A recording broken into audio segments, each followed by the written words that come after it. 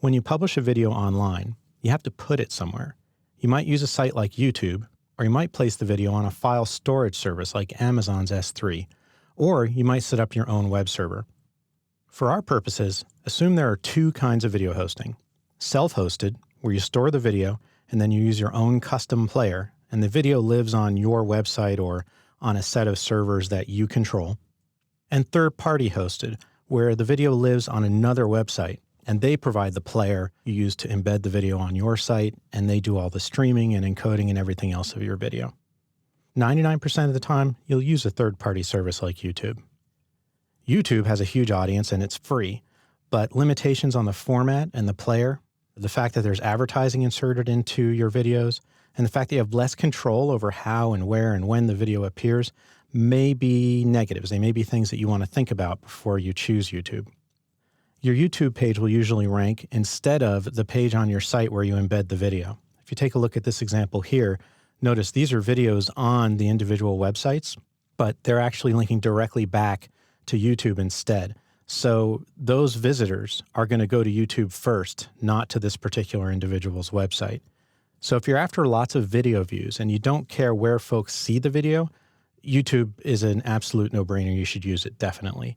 If you want folks on your site when they view the video and you care a little bit less about access to an enormous audience and you care more about creative control over the user experience, then you probably don't want to use YouTube. But you can still use third-party services. There are other services that offer more options.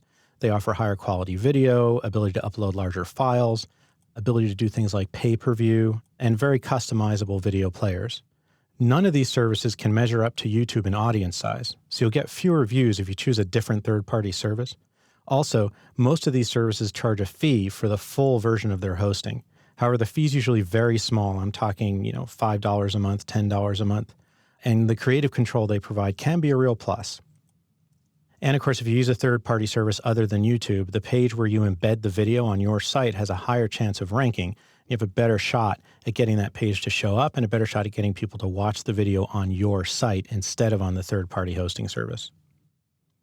Services available at the time of this recording include Wistia, Vimeo Pro, Vizar, Brightcove, and there are many, many others. They're coming up on the web all the time. Most of them are exceptional. So I suggest taking a look around and really picking and choosing fairly carefully. You can decide to do self-hosting as well. Self-hosting is very, very difficult. You want to use it if you want to squeeze out every last bit of authority links and social media shares from your embeds.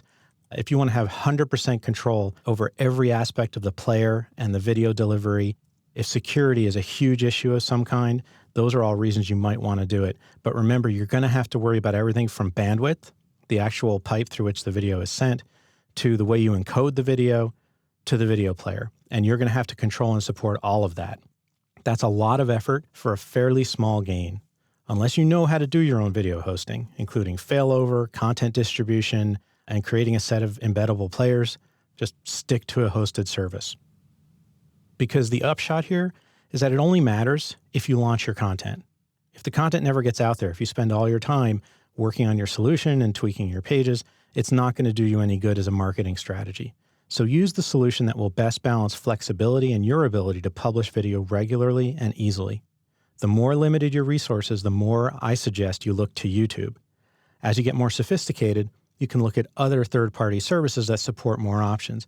And finally, you can go for your own solution if you're doing something completely unique or on such a scale that the limitations of all the other services are going to be an issue. Now's a good time to think about your video hosting strategy. Obviously, it has long-term implications. Take a look at how much video you produce, how often, and how important the level of control over that video is to your marketing strategy. Make your selection once you've weighed those options.